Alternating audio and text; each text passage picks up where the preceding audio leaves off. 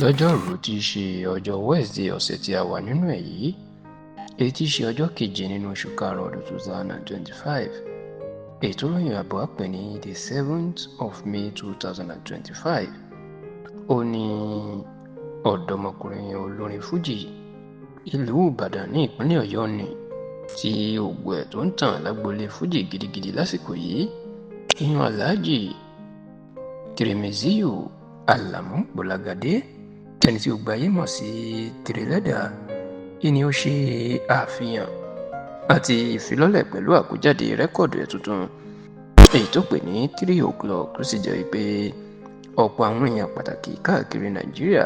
ni wọ́n péjú pésẹ̀. Bẹ́ẹ̀ ni ẹni tó jẹ́ bí bàbá fún un nídìí iṣẹ́ fújì, ìyẹn Alhaji Wasiu Alabi Ọdẹ́tọ́lá, ẹni tí gbogbo ayé mọ̀ sí Pasuma Wonder tàbí ọ̀gá ńlá fújì àkọ́kọ́, òun náà wà níbi ayẹyẹ ìfilọ́lẹ̀ náà. Ẹ rántí wípé láti nǹkan bí ọ̀sẹ̀ díẹ̀ sẹ́yìn ni wọ́n ti ń polówó wípé Tìrìlẹ́dà yóò ṣe ìfilọ́lẹ̀ àti àfihàn rẹ́kọ̀dù ẹ̀ tuntun, tó sì jẹ́ wípé Alhaji Wasiu Alabi Pasuma ni wọ́n pè gẹ́gẹ́ bí olórin, bó tilẹ̀ jẹ́ pé níṣe ni ìròyìn ń jà rìnrìn pé níbi ayẹyẹ ìfilọ́lẹ̀ àti àfihàn rẹ́kọ̀dù tuntun Tìrìlẹ́dà tó pè ní 3 o'clock yìí, ó ní Pasuma yóò ti parí ìjà tó wà láàrin Tìrìlẹ́dà àti gbajúgbajà olórin fújì ìlú Ìbàdàn ní Alhaji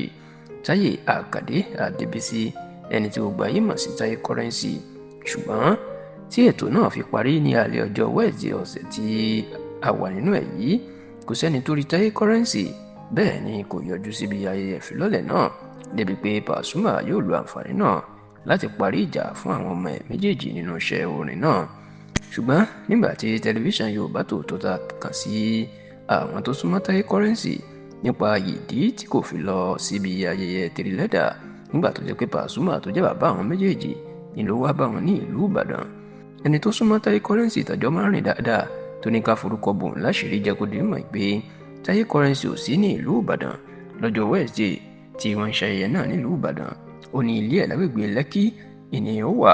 kódà ó ní báwọn èèyàn bá ń tẹ̀lé lórí ẹ̀rọ ayélujára, ó ní wọn yóò rí i pé òun àti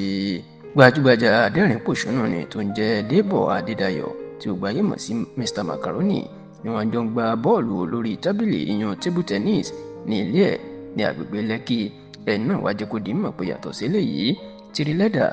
àti Pasuma wọn ò pe Táyé Currency síbi ayẹyẹ náà ni. Ó ní tó bá jẹ́ pé Tìrìlẹ́dà ó wá sílé Táyé Currency tí Pasuma náà pè é, ó ní òsín tó burú ń bẹ̀, yóò wá, ṣùgbọ́n ó ní tóun mọ̀ dájú ni pé